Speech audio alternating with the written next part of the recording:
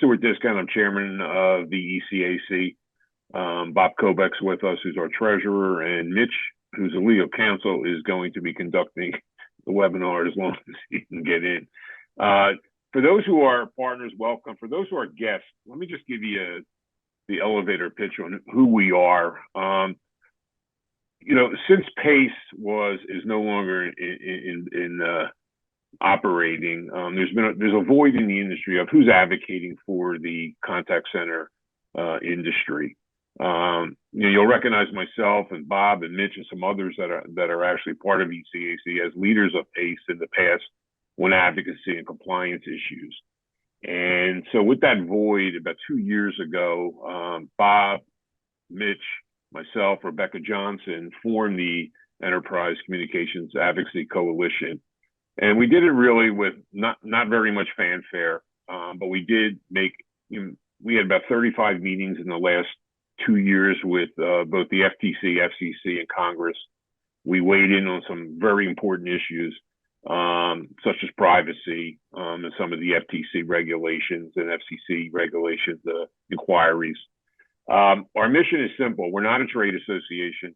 We're an advocacy coalition that is focusing on representing the industry in the halls of Congress and in the regulatory agencies with our point of view on certain important issues.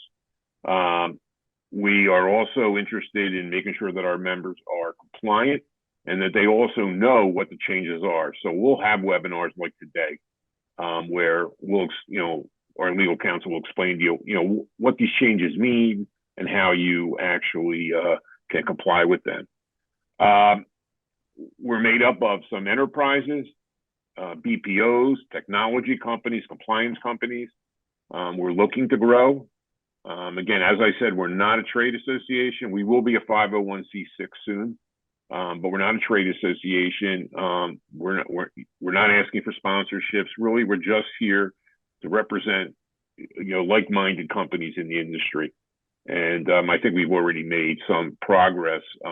For example, in the new privacy legislation that has been introduced, preemption was actually included in that. And part of that was because we made the argument in meetings with Congress that attorney generals in the state should have the ability to enforce the privacy laws. And that was one of the reasons why preemption was added. So we felt we've already made some headway already with the coalition. Bob, you have anything to add before? Mitch, are you ready? Mitch is not ready. I could maybe take us through the slides, but I would just add a couple of things to what you said, Stuart, and that is that we're not here to replace PACE. We are here to represent as advocates for this industry. So this is, as Stuart pointed out, we're not looking for sponsorships. If you're looking for business development opportunities, you may or may not find them here because it's not really a focus. This focus is strictly about advocacy and the four areas of telecommunications, AI, privacy, and what's the fourth one, Stuart? Help me. Consent. Thank you. And each one of those things are germane today, and they're always going to be germane. What I can suggest is I'm happy to bring up Mitch's slides, but without Mitch, we're really not doing ourselves any favors. Mitch it's technology. It's all it is. In fact, to prove it, I can bring up one of Mitch's slides just to prove that we do have a webinar built, but we have a technology glitch.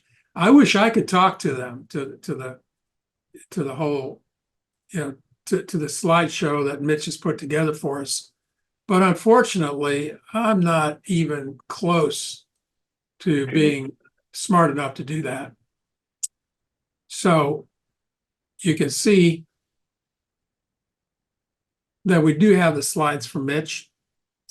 I don't know, Mitch, you feel like winging it, you can, but I don't know that we're going to be doing it any justice.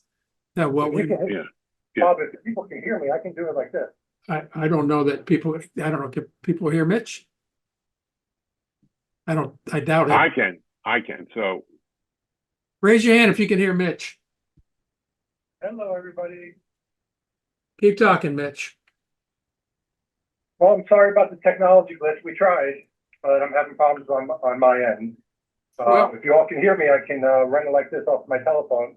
I can see the slides, and I can talk to them if you all can hear me. Well, let's go. We've Go got ahead, a Mitch. bunch of people. People are raising their hands. They're saying they can. So I'm good with that. Wait, and this way they, without a camera, they don't need to look at me. Yeah, but you're always such fun to look at, Mitch, because you never look the same twice. Well, thanks everybody for taking the time. And again, I apologize in advance if there's any glitches. And Bob, hopefully you're running that last version that I sent to you, probably somewhere around 1:40 in the afternoon. I believe I am. Fantastic. So we wanted to take some time and address the Federal Trade Commission's amendments to the telemarketing sales rule. You know, I got a couple of questions after our last ECAC meeting about, hey, you know, where did this come from? It seems like it came out of nowhere. What's the story here? And, you know, it really kind of came out of nowhere, but not really. What I mean by that is the FTC actually had published a notice of proposed rulemaking and indicated that it wanted to change the TSR back in 2022. So it took them about 2 years. ECAC submitted comments. If you read the rulemaking, ECAC was mentioned and its comments were mentioned throughout the rulemaking, and they listened to us in some respects and they didn't listen to us in other respects, but ECAC certainly had a seat at the table.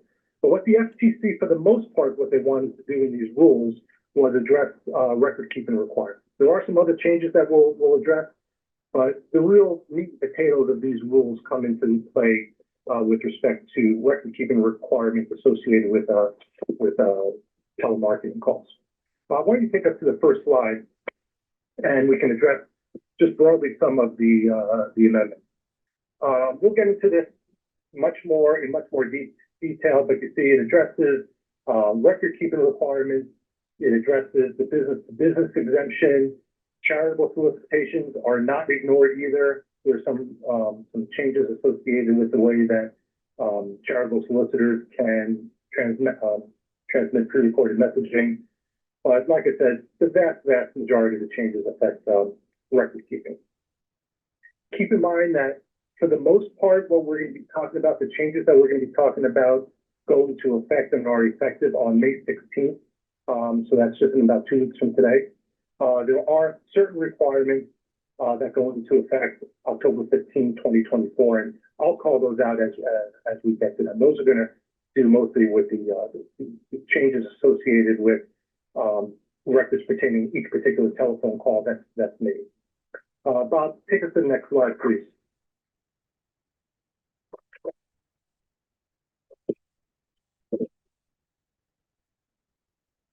So one of the big changes is the length of time that you have to maintain records. Previously, the TSR required that records be maintained for 2 years. Under the amended rules, they go into effect, or the records have to be maintained for 5 years. Keep in mind that 5-year clock starts to run not from when the records are produced, but from the date that they are no longer used. So certainly customer information, that's going to be 5 years from the date that someone purchases a product or service or makes a charitable donation. But when you're talking about scripts and other things associated with a particular program, it's 5 years after the script is no longer used. Okay, so after the records stop being used in the ordinary course of business. The record retention requirement applies to materially different versions of scripts and advertising. You have to maintain the identity of your customers, and we'll address this much more in detail as we go forward.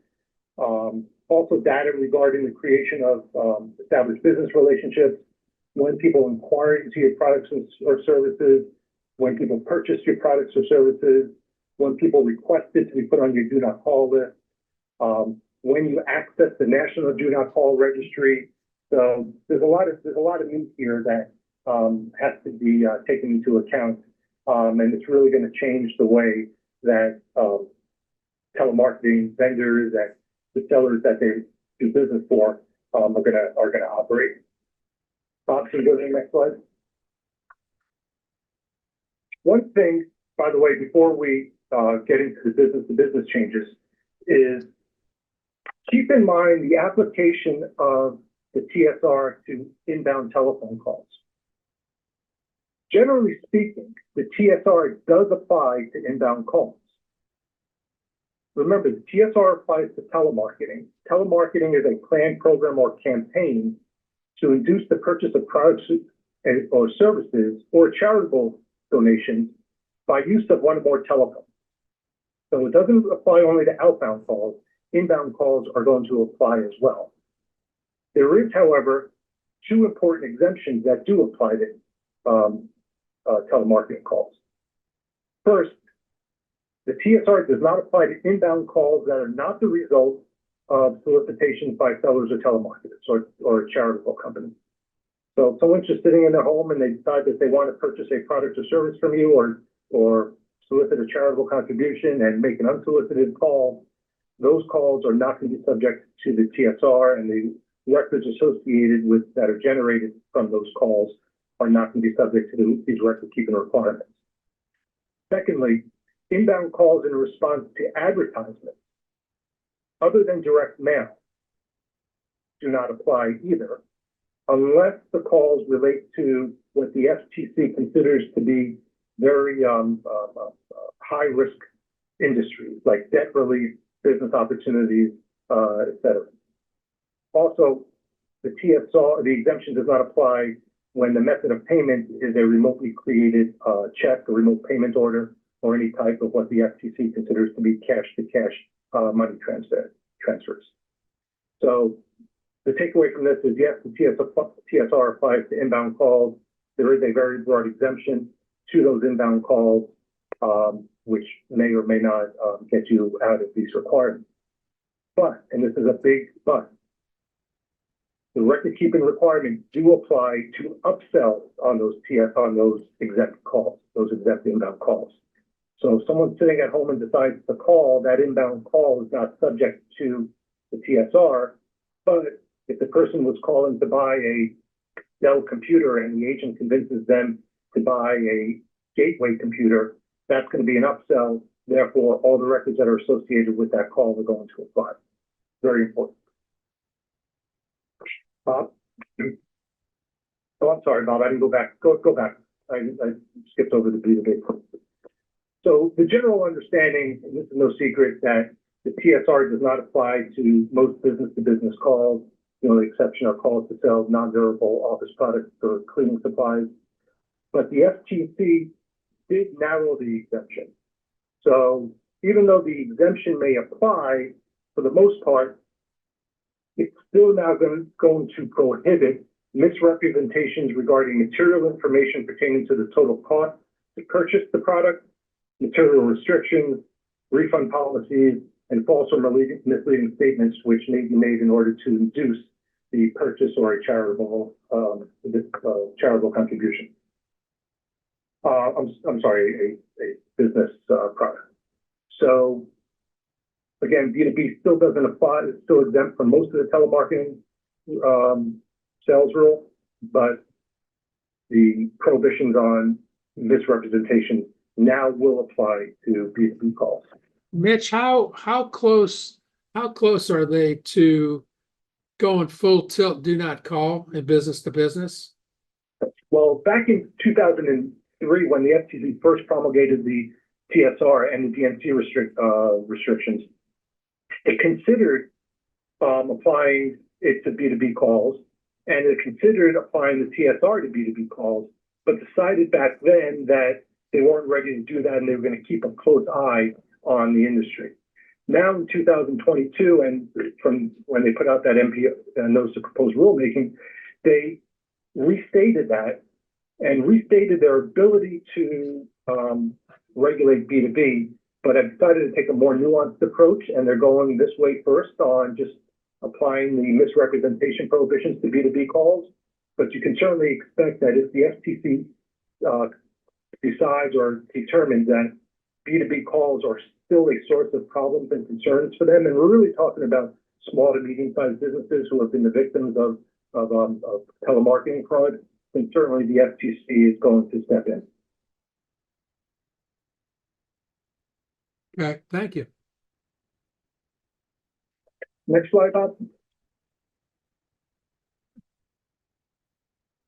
So the new restrictions touch on charitable solicitations as well.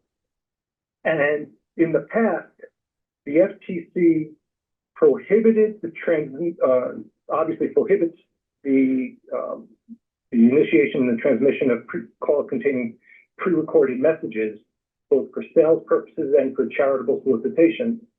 But in the context of charitable solicitation, it had an exemption when you are initiating that that robocall to a previous donor, but it did not define who a previous donor was. Well, that created all sorts of problems from the FTC standpoint and from a complaint standpoint. So the FTC has amended the telemarketing sales rule to define or to contain a definition of a previous donor as someone who has donated to a particular charitable organization within the 2-year period immediately preceding the date of the telemarketing call. So yes, charitable solicitation can still be made by robocall, but again, now, or effective next week, only to previous donors who have contributed within 2 years of the date of the telemarketing call, or I should say of the charitable solicitation. Bob? The FTC also felt it necessary to articulate restrictions on the use of internal do not call lists. These are lists of individuals who have requested not to receive calls from particular provider on behalf of particular companies. And the new restrictions prohibit individuals or companies from selling, renting, leasing, purchasing, or using any list established to comply with the DNC for any purpose except compliance. So I don't know firsthand of issues that arose, but the FTC stated that they were concerned about internal do not call lists basically being lead lists for others and companies profiting and from that and using those lists for purposes other than compliance. That's a really brilliant idea. I mean, if people would, use that kind of thinking for good and not evil.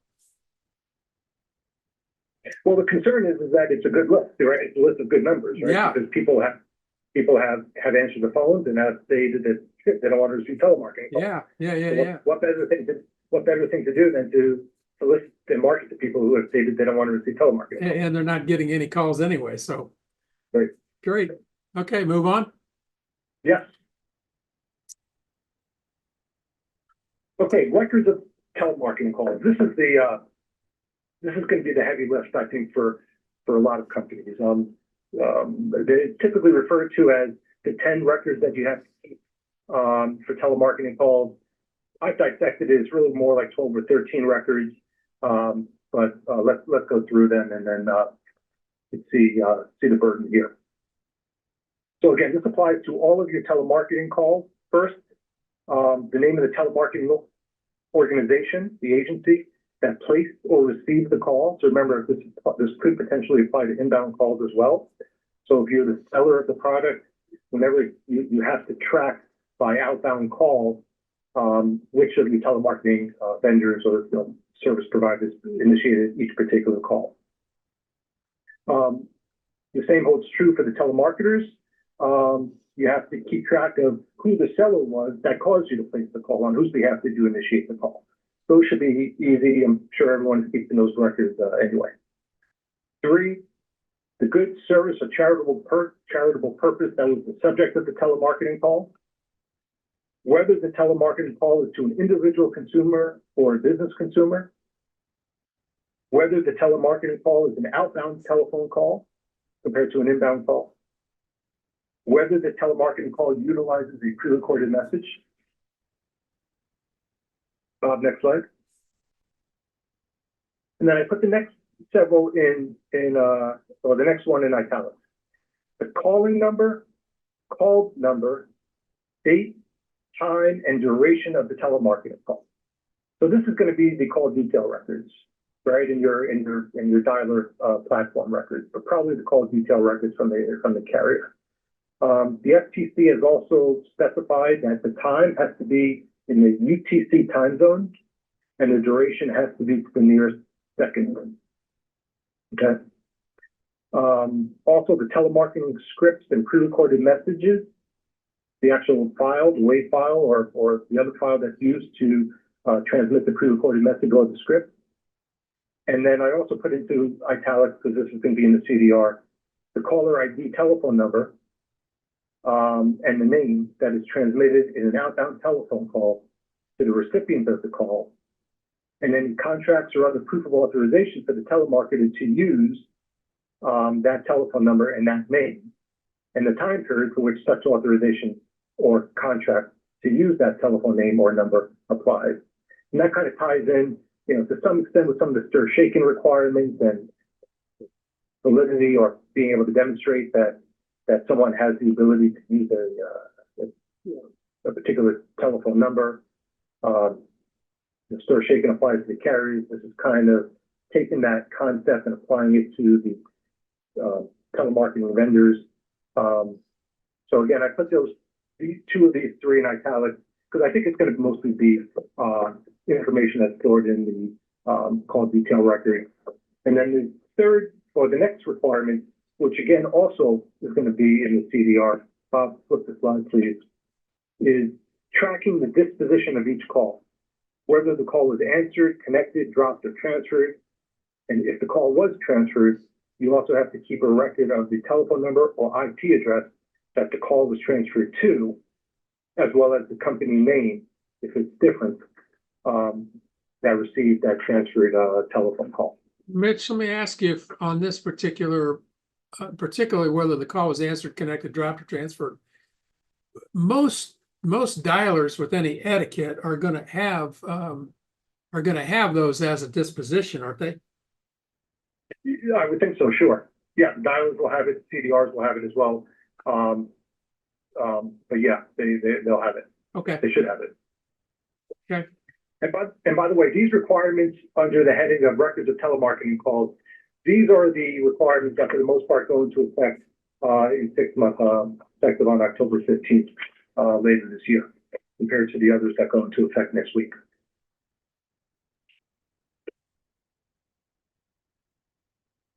Please. Now, because of the amount of data that we're talking about associated with the telemarketing calls, the FTC did provide a safe harbor. So this is at least the third safe harbor that the FTC provides in the TSR. First one being relating to do not call violations. Second, relating to call abandonment violations for call when there's an abandoned call. And this will be the third one. So sellers or telemarketers will not be liable under these new amendments for failing to keep complete and accurate records if they can demonstrate that they do have policies and procedures and regular business practices to ensure compliance and completeness and accuracy of the records, that it has trained its personnel and any entity assisting it in compliance in those procedures, that it monitors the compliance and enforces the procedures, and that it maintains records documenting the monitoring and enforcement, and any failure to keep any of these records was temporary due to an inadvertent error that the seller or telemarketer corrected within 30 days of discovery. And by So all of those problems will have to be by- satisfied to make use of the safe harbor. I'm sorry, Mitch, and by personnel, they're talking about all the personnel, telemarketers, team leaders, everybody, right? Anyone who's involved, anyone who's involved in the record keeping hierarchy, they're the ones who have to be trained. So, you don't need to, you don't necessarily have to train individuals who don't touch the record keeping requirements in this component. or for the safe harbor, but you do have to train anyone who in any way is involved in record keeping. Now, that may or may not include the agents, right? It probably does with respect to the way and manner in which they're dispositioning the calls. But again, every company will have to decide for its own how broad to make that training within their organizations. Okay. Bob? So the next set of documents that have to be retained has to do with your customers. So if you are involved in a telemarketing campaign that has a prize recipient or is giving out prizes, you have to maintain for each prize recipient the person's name, telephone number, address, etc. If the prize has a value more than $25. For all customers who purchase a product from you, you have to retain record of their name, last known telephone number, last known physical or email address of the customer, the goods or services purchased, the date the goods or services were purchased, the date the goods or services were shipped, and the amount paid by the customers for those goods and services.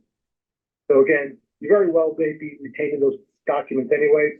If you are, the difference now is you have to maintain the records for 5 years rather than just for 2. Next category is for anyone who a seller maintains has a inquiry exemption, right? So the EBR exemption has 2 prongs, the inquiry and the previous transaction. For those that are based on inquiry, the sellers are required to record it, to record the name and last known telephone number of the person, the date that the person submitted an inquiry or made an application into the seller's goods or services, and the goods and you have to identify the goods or services that were the subject of the inquiry. So just saying that you had an inquiry is no longer valid. Bob? Next category, for each person with whom a seller intends to assert that it has, oh, I'm sorry, that's a repeat. For each person that a telemarketer intends to assert as a previous donor to a particular charitable organization, remember we talked about earlier about that 2-year look back, you have to record the name and last known telephone number of that person and the last date that that person donated to that particular charitable organization. Again, so that a regulator, if they come, can determine whether that person is a quote unquote previous donor for purposes of the robocall provision, or the provision that allows robocalls to charitable organizations to previous donors. Bob? Oh, Mitch, only robocalls? Yes. Well, robocalls is, again, that issue comes into play from the FTC standpoint is that they allow robocalls when you are making them to a previous donor, but rather than a unlimited look back into what a previous donor is, now that look back is limited to 2 years from the date of the call. Oh, I'm sorry, from the date of the call, in order to be a previous donor. So it only comes into play in the context of robocalls. Okay.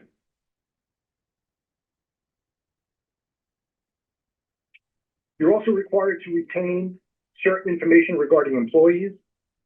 For each current or former employee involved in telemarketing calls, you have to record the individual's name and any fictitious name that they use, their last known home address and telephone number, and the job title of that employee.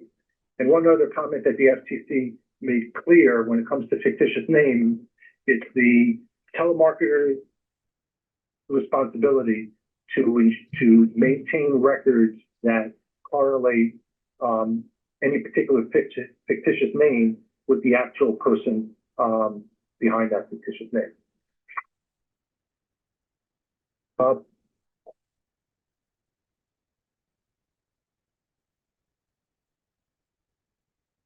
Telemarketers have to record and maintain records of each service provider that they use to deliver an outbound telephone call or a telemarketing call. for each good or for each seller, for each good or service that the seller offers for sale through telemarketing. So who are these service providers? These service providers will be platforms that you use. It could be telephone carriers that you use. That's who the FTC is thinking about when they say that they want the telemarketer to retain records of the service providers. And why do they want that? Well, so that they can go and get your phone records if they want to investigate you, and they'll go straight to the service provider to get them. For each such service provider, you have to maintain the contract. That's the subject of the relationship, the date the contract was signed, and the time period that any particular contract was in effect. And obviously, this applies to BPOs only. Yes. Anyone initiating a call. The seller is initiating the call on its own, and it's the telemarketer and the seller, then they'd have to retain those records. Okay.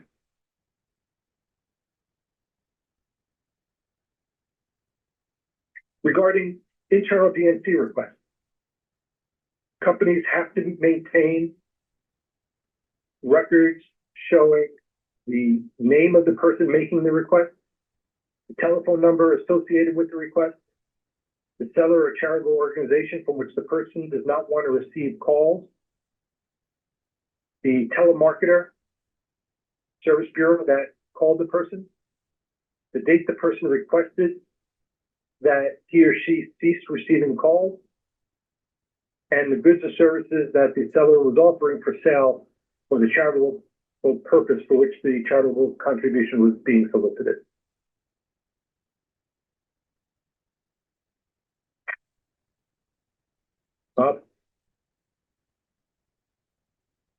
A real interesting requirement pertains to access to registry, to the DNC registry.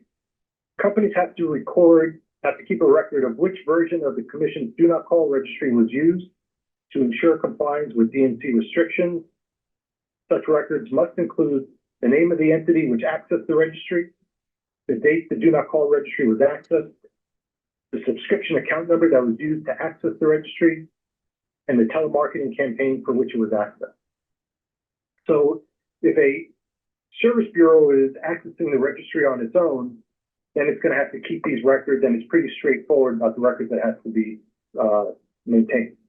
If the service bureau is outsourcing its registry access and downloading of and scrubbing of its list, then it's going to have to work with its DNC service provider to exchange this information and make sure that the service bureau, the telemarketing service bureau, and the seller as well, maintain or have all the information from that outsourced scrubbing companies like DNC.com, for example, to be able to fulfill these requirements. So that's going to be a change in the way that that companies like Contact Center Compliance do business and communicate with their vendors. I'm sorry, with their clients. Bob?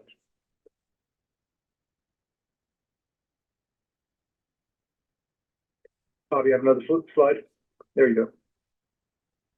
So last subject that I wanted to address has to do with allocation agreements. So in the prior version of the TSR, the FTC acknowledged that sellers and their telemarketing service bureau are allowed to enter into agreements that allocate responsibilities for the retention of records.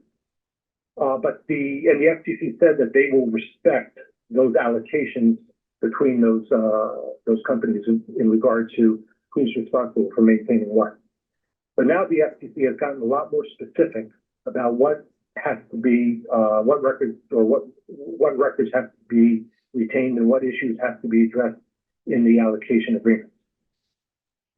So the FTC now requires that if parties agree that a telemarketer is going to be responsible for retaining certain records, then the seller must establish and implement practices and procedures to ensure the telemarketer is complying with the requirements of that allocation agreement. So it's not enough just to say that I'm hiring company X to be the telemarketer and they're going to retain certain records, but the seller is going to have to check in and make sure that those records are being retained. They can't bury its head in the sand under the guise of the agreement.